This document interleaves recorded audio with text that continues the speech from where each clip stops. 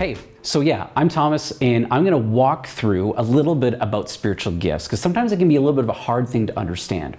But what I wanna do is I wanna start off by reading one of the main passages that talk about spiritual gifts, and that's found in a book called Corinthians, or 1 Corinthians. This guy named Paul, he writes it to a church in Corinth, and he's talking about all these spiritual gifts. So I wanna read it, give you a bit of an idea of what was going on in the church, and then move into how we can understand it. I also have help from someone named Kaylee, who's also gonna help us a bit about spiritual gifts. So let's start. So in 1 Corinthians chapter 12, and I'm only going to read about half this chapter, okay? So follow with me. It says this. Now, about the gifts of the Spirit, brothers and sisters, I do not want you to be uninformed. Okay, just going to stop there for a really quick second. So automatically Paul is saying, you need to know about this. This is something you shouldn't overlook. You can't be ignorant about spiritual gifts. So that means for you and me as well. You know that when you were pagans, somehow or others, you were influenced and led astray to mute idols. Therefore, I want you to know that no one who's speaking by the Spirit of God says, Jesus be cursed, and no one can say Jesus is Lord except by the Holy Spirit. There are different kinds of gifts, but the same Spirit distributes them. There are different kinds of service, but the same Lord.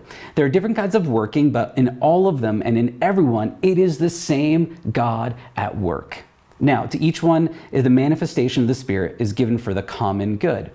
To one there's given through the Spirit a message of wisdom, to another a message of knowledge by means of the same Spirit, to another faith by the same Spirit, to another gifts of healing by that one Spirit, to another miraculous powers, to another prophecy, to another distinguishing between spirits, to another speaking in different kinds of tongues, and to still another the interpretation of tongues. All of these are the work of one and the same Spirit, and he distributes them to each one just as he determines. So he lists a few of the gifts here, but to be honest, there's like 3 non-exhaustive lists that Paul gives us about gifts, so there's tons of them in there, and today is about helping you discover what they are. Now, here's a caveat though. The church at this point that Paul was talking to, they're actually a very spiritually gifted church, and there's a lot of them that are using their gifts, but they're actually using it in the wrong way. In fact, there's so much disunity in this church. There's a lot of wrong things happening. They're using their spiritual gifts in the wrong way. And so right after he talks about spiritual gifts, he actually goes on in chapter 13, and it's the famous love chapter. But the whole reason why he writes it is because they sucked at unity. They sucked at loving each other. So he says this. I'm going to read this before we kind of move on to the teaching. In 1 Corinthians chapter 13, so the next chapter, starting in verse 1, it says this. Yet I will show you the more excellent way. If I speak in the tongues of men, of angels, but do not have love, I am only a resounding gong or a clanging cymbal. If I have the gift of prophecy and can fathom all mysteries and all knowledge, and if I have a faith that can move mountains but do not have love, I am nothing. If I give all I possess to the poor, give over my body to hardship that I may boast, but do not have love, I gain nothing. Love is patient, love is kind. It does not envy, it does not boast, it is not proud, it does not dishonor others, it is not self-seeking, it is not easily angered, it keeps no record of wrong. Love does not delight in evil, but rejoices with the truth. It always protects, always trusts, always hopes, always perseveres. Love never fails. So he's like, guys, I don't care what gift you have. The greatest gift you can give to each other. Listen, the greatest gift we can receive from God is love. And the greatest gift we can give to each other is to give that kind of love to each other. And so all these gifts need to come out of a place of love. And like I said, this church was not very good at it. You notice how Paul's listing all these things that love is and love isn't. And I think he's speaking directly to them. So it's pretty important for us to understand that in all of this, if you don't have love, if you don't do it in a way that loves other people, that is a huge problem. It is the ultimate benchmark. Love is the ultimate benchmark for knowing that it's a spiritual gift. If it's being used correctly, and if someone is actually growing in their faith and understanding, if you know a Christian and they're not growing in love over years, then you know that maybe something's not right. But if you see them growing in love for other people, growing in love for God, then you know that something is going right. Now, without love, without it being other people oriented, the benefit of others, and it changes other people's lives and hearts, the gifts you may have are actually completely useless. You may have the gift of hospitality. You may have the gift of preaching. You may have the gift of wisdom. But if you're not using it to benefit others, if you're not using it to love on others, to move them towards Christ's love, then Paul's saying your gift is useless. You might as well not even have it. Let's not fall into that trap. It's for everyone. especially considering some were called to be apostles, some were called to be preachers and teachers and evangelists. People were supposed to lead other people by example. It's important that we have the responsibility of using it in a way that draws people into greater love for God and greater love for each other. Now, what I'm going to do is I'm actually going to ask Kaylee. Kaylee is actually one of our interns at the project, and she is also a fourth-year Vanguard student. And she's actually going to go through 3 things that we can know for sure about spiritual gifts. Because, like I said, sometimes it can be a little bit confusing. So here's Kaylee with 3 things you can know about spiritual gifts. All right, so spiritual gifts. A lot of you might be thinking, I don't actually know what a spiritual gift is. If you've been around the church, it is definitely something that gets talked about, but maybe it hasn't been explained to you. And so today we're going to talk about that, and I'm going to give you 3 things that you can know about spiritual gifts. And maybe you're thinking, I don't even know if I have a spiritual gift. I have no idea what they are, and that is okay. And so we're just going to dive right in. We're in 1 Corinthians chapter 12. And the first thing that we can know is that the spiritual gifts are given by one Spirit. So they come from God. He is the source of these gifts, and He gives them to us as Christians to do His work. And so we can know that here in verse 5 and 6 it says, there are different kinds of service, but the same Lord. There are different kinds of working, but in all of them and in everyone, it is the same God at work. And so you can trust that when you do receive that spiritual gift, that it is from God, it is a good gift, and it is for His work and to fulfill His purpose. And so all of us are unique. God has placed a unique calling on each and every one of us, and He's giving us a specific gift that He has chosen for us, and able to do that in whatever area you're in, whether that's in the church, whether that is at school or at work. And so just know that that is from Him and it is for you. And it is a good thing to have that. And so the second thing that we can know about spiritual gifts is that it is supposed to bring unity to the church and to the body of believers. And so as we use these gifts, it helps us to become closer and to work together. And so if we jump down to verses 13 and 14, it says, "For we were all baptized by one Spirit, so as to form one body, whether Jews or Gentiles, slave or free, and we were all given the one Spirit to drink. Even so, the body is not made up of one part, but of many." And then Paul goes in to talk about this analogy about comparing our gifts to a human body, and how you can't just have all ears, you can't just have all noses, because if you were all noses, you would not be able to hear. If you were all mouths, you wouldn't be able to walk. And so it is so important to have that diversity, that uniqueness, because that's what brings us together, and that's what gives life to the church and to Christians, and it makes us unique, and it helps us to rely upon each other. And by having that unity, it also takes out kind of this competitive nature that we can get as Christians, and we can be secure and know that God has created us, and He has given us these gifts, and that they are all good, and one is not better than the other, and that all of them are necessary. And you might be thinking, I don't even know if I have a gift. Maybe you're thinking, my gift isn't as good as someone else's, and you don't need to think like that, because God has made each of these gifts to function together, and so we need everyone, and we need all the gifts. And so the third thing that we can know is that spiritual gifts are for the benefit of other people. They aren't just for us, and it's to build each other up. It is to build up the church. And so when you think about it, let's say you have the gift of, let's say, evangelism, and you want to go and preach the gospel. You're not going to preach it to yourself, because you already know that, but you can use that for someone else. You can go out and share Jesus with a friend. Or if you have the gift of hospitality, you can't be super welcoming to yourself or have yourself like over for a meal or something. That'd be kind of silly, but you can use that for someone who's new to church or a friend. And so these are for the people around us. They aren't for us and our own benefit, but they're to benefit all Christians and the church. And so it is a really beautiful thing. And so those are the 3 things that you can know: that spiritual gifts are from one Spirit, they're from God, that they are used for unity, to bring us together, and that they are for other people to be benefited from and to build up the church. And so those are 3 things that you can know for sure about spiritual gifts. All right. One of the hard for most people to understand, including myself, is to understand about spiritual gifts is figuring out our differences between the natural gifts and spiritual gifts.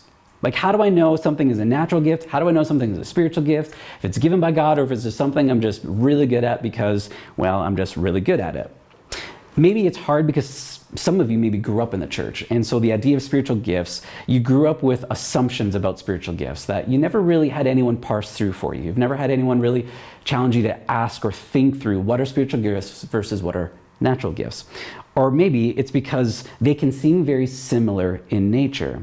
Am I really just good at making people feel welcome, or is this actually a spiritual gift? How do I know the difference? And that's kind of what I want to try to unfold here. Honestly, I think there's actually some overlap, but there are some very defining qualities between having a talent and having a spiritual gift. And it's important to understand the difference because, well, God has given you a gift. It's super important. Now, hear me out.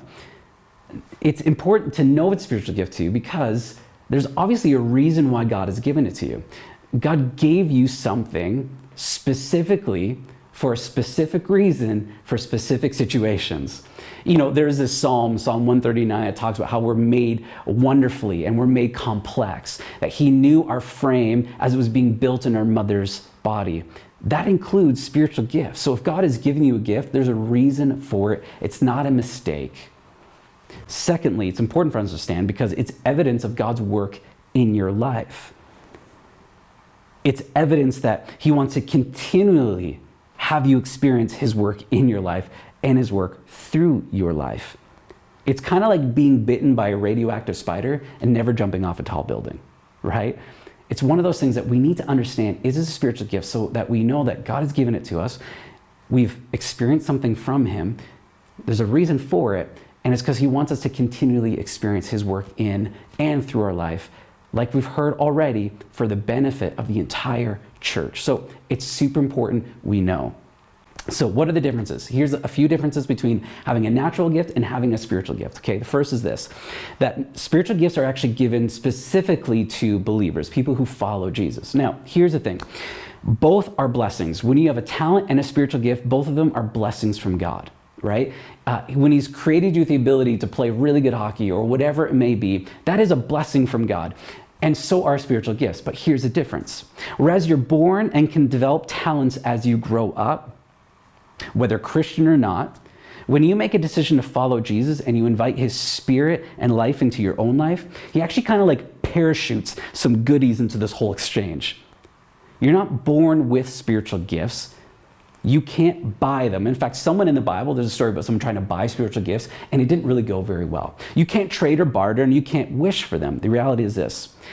Spiritual gifts are given as a gift to believers when they come to know Jesus.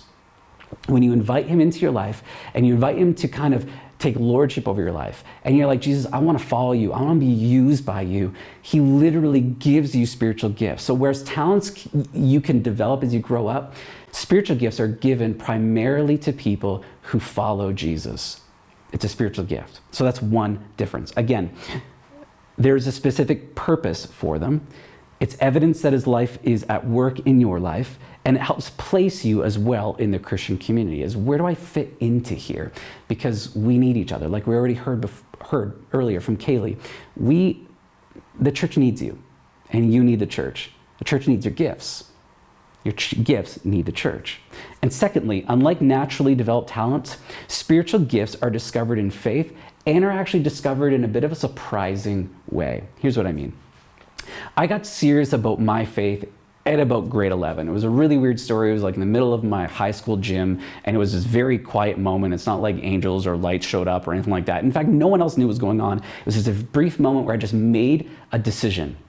And it's really funny is because after I made that decision and got really serious about my faith, I began to discover that I was able to teach in a way that actually affected people's response to God. It helped them understand the gospel or the Bible more clearly, and it had kind of seemed to just be there. Not saying that I couldn't talk before that, but when I got serious about my faith, it feels like when I was asked to give a teaching or something like that, people are like, man, you help me understand the Bible. You make me want to understand God more. You make me want to grow my faith in God and my knowledge of Him. And it was something that felt almost kind of surprising or spontaneous. My wife has, Catherine, she's got this sort of something's off sense. She has dreams or sometimes has a strong sense that something's off. and always relates to something spiritual. Sucks for my kids because she kind of figured these things out pretty quickly. But as she grew in her faith, it got clear, and she was able to better understand her gift and actually even discern between, is this God speaking to me, or is this just what happens when we all eat bad tacos the night before, right? And so she's able to, when she gave her life to Jesus and got really serious about her faith, she had this kind of like spiritual sense. Something was maybe off, that maybe God wants to say something or do something. And I've met many people who've come to know Jesus actually later on in their life, who sense a call or a passion for like other parts of the world. It's like, I need to go there. In fact, I know a guy right now, he's a friend and I work with him. And for some reason, he had a very different life, but he got saved kind of his mid-20s. And he's like, God is calling me to the Middle East. He's calling me to a place that no one can go. And I just want to spread the gospel there. That was not him before he got saved. And now he got saved. He got this call to the place in the world that a lot of people aren't called to go, but he's got this driving passion because he's an evangelist, because he's someone who, that spiritual gift of going into those darker places and bringing the gospel. There's other people who, they have this otherworldly ability kind of to make people feel loved and make people feel welcomed. They have the ability to lead people in a way that maybe they weren't able to before. All this to say that is this: gifts grow and we understand them better as we actually grow in our faith in Jesus. We mature in it. We mature in our understanding. Thirdly, we kind of heard this already, but let me remind you, they are service-orientated, not self-service orientated. All the spiritual gifts are not meant for you. Whereas your talents you can use to your benefit, and you can use other people's benefit, spiritual gifts are primarily and only for the benefit of other people, for the entire church. Paul uses the word edifying, which means to make better, which means to help, which means to clarify. And so we're helping the church. We're helping to serve other people. This church that we're reading about was on a self-service kick. And that's why Paul was trying to correct them, because you can use them in the wrong way. Spiritual gifts are meant purely for the benefit of the church or others. When they're used to manipulate other people, when they're used to build riches or reputation, or when they're used to abuse authority, or when we hide them, that's the wrong use of these gifts. Remember, all those things are opposite to love. It's not loving other people. It's a wrong way of using it. Spiritual gifts are given by God for his people to his church, to help each other grow in faith, to strengthen and serve each other, and to share in the experience of God's work, life, and power in and around us. Spiritual gifts make us responsible for one another. That's what they do.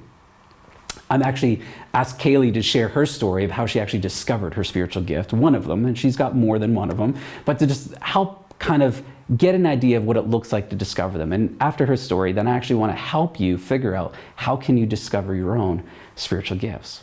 Spiritual gifts can be such a journey, and it can be really hard to know what your spiritual gift is. And I know for myself, it took quite a long time to understand what a spiritual gift was, and it took a long time to actually see that I did have a spiritual gift. And it's something that I didn't really see in myself, but other people saw it in me and would point out and would kind of affirm, like, I see this in you. And so for myself, my top spiritual gift would be hospitality. That's kind of area that I really thrive in. And hospitality is just the ability to be really welcoming to people, really open. You love to have people over, you love to create community, you love connecting people, and that is definitely my passion, and it's something that I thrive in the church, and it's a gift that God has given me. And so I honestly love that. I love seeing people connected and able to grow.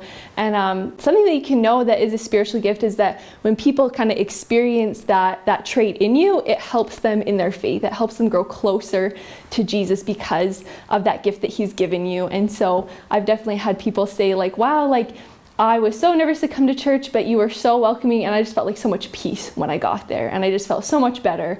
Or wow, like, I was really, like, lost, but like, you just really helped me find that group and stuff like that. And so for me, it's so encouraging to know that, like, God is using this gift that I honestly didn't even know I had until people started pointing out to me. And I almost was a little bit skeptical. I'm like, no, like, I don't really think that's a gift. But then once you start to hear how it's impacting other people, once they're almost experiencing kind of that kindness that God has for us, that welcoming aspect that God has to his children. And it's super encouraging, and it's so cool to see how God has given that to me and has made that unique about myself, and that I can use that within the church. I can use that in my everyday life, and it almost has just become like a lifestyle for me. And so so that's kind of my journey on how I had kind of come into my own on my spiritual gift and how God is using that in me today. So how do we, like Kaylee, discover our spiritual gifts? What does it look like? Well, honestly, there's a few ways. They're not just like one way. There's 3, like I said, non-exhaustive lists in Scripture about spiritual gifts. So we know that there is a myriad of spiritual gifts throughout the church, that there's many out there, because all of us are different. All of us are wired differently. God has gifted us differently for each other. So it means that you're probably going to have more than a couple different gifts. It also means that you can bank on discovering gifts as you grow up, especially if you mature and grow in your faith through the years. And there's actually what are called spiritual tests or spirit gift tests. And you can actually just go to Google and be like, spiritual gift test or inventory. And what they actually help you do is they're gonna, find, like I said, a couple online. They ask you a series of questions, and they help you discover what God may have already placed in you. They're helpful, but of course, they're never perfect and they're never exhaustive. And like I said, it may change. When I took a spiritual inventory test when I was 12 years old, well, it was very different than the results I got when I was 27, right? And different than what I have now. That's the idea, is that as you grow in your faith, you may discover other ones, or they may shift and change, or you may better understand. But these are a great way to get started in discovering your gifts. It's also discovered not through just tests, but talking with friends and family, or even just trusted spiritual mentors, kind of like what Kaylee was saying earlier. Especially if they're Christians, they can help pinpoint the spiritual things that seem to come naturally to you. Like, they may say, hey, do you notice that people lean on your wisdom for spiritual matters? Or do people seem to want to be around you because of how you make them feel? Or maybe they recognize how well you can explain your faith to someone. Or maybe they notice that you can administrate care and efforts really well so that others can work in their gifts freely. There's this young adult girl when I was in Red Deer and pastoring there, and her name was Kate. And I remember Kate, I'd gotten to know her just a little bit, but I didn't really know her very well. But I felt like God put it on my heart. I'm like, you need to talk to that girl, because I have a plan for her, and there's gifts I want her to know. It literally was like, I don't have many of those moments when it's super clear. And I remember I had to film this video, and I was filming it with her, and then at the end of the video, I'm like, hey, Kate, I just want to let you know, I felt like God put you on my heart because God wants to use you in a very specific way. And I'm like, would you mind actually just helping us create a very welcoming atmosphere at our young adults? And she's like, to be honest, I've been really confused about where I sit. That makes total sense. And to be honest, that to watch her flourish in that spiritual gift, it completely took on a whole new way of welcoming people as she started building a team and being able to exercise in her gifts. And I'm like, Kate, you gotta know, this is a spiritual gift. And people are like, man, I come here because of how welcoming is, how much she loves me so well. And she's helping other people discover the same kind of gift that they have around her. And a really funny story. So almost a decade later, watching her life grow and her calling grow, and she actually pastored, and we worked together for a little bit too, and she did incredible stuff on a university campus for a while, and it's just amazing to see when we have people in our life that care about us, that know us, that can point those things out in our life. So who is that in your life? Like I said, maybe it is a parent, maybe it's a friend, or maybe it's a spiritual mentor, a pastor, someone. Ask them, do you notice anything in my life that maybe I'm not seeing when it comes to my spiritual gifts? If people are growing in faith and love because of what you're doing, you could be onto something. And lastly, ultimately, it just requires a lot of experience and exposure. It takes time. Do you feel like you can help somewhere in the church or in a Christ-centered endeavor? Ask to be part of it. Do you see a need and maybe have the strong desire to fill that need? Try it out, get into it. Maybe put yourself in situations where you have to have faith that God will come through to use you. Put yourself in those situations. Honestly, at the end of the day though, pray. Pray that God will reveal his gifts to you. Whether it's speaks to you or you feel like you come across a situation where you're able to use it, or someone in your life is like, hey, I noticed something about you. If you ask, I firmly believe God will answer. Now, this is only a small part of spiritual gifts, but I hope that it's a really good start for you, understanding spiritual gifts. But more than anything, to be honest, whether you know your spiritual gift or you don't know it yet, I pray that you know that it's an invitation for you to experience God's work in your life and to experience Him continuously working through you. And honestly, if there's anything I can tell you about living life following Jesus, it's this. You'll never get tired of experiencing God's work in your life. And spiritual gifts, like Paul said, we shouldn't be ignorant about. Why? Because it's an opportunity to recognize and notice God's life, power, and work in your life and through your life.